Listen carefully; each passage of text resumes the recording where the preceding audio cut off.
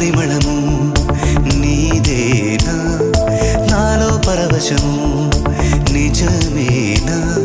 బొండు మల్లి పువ్వు కన్నా తేలికగు నీ సోకు రెండు కళ్ళు మూసుకున్నా లాగు మరి నీ వైపు సొగసును చూసి పాడగాయలా కనులకు మాట రాదుగా అలా వింతల్లోనూ కొత్త వింత నువ్వేనా ఆ అందం అంటే అచ్చంగాను నువ్వే ఏ చిలిపి కళ్ళు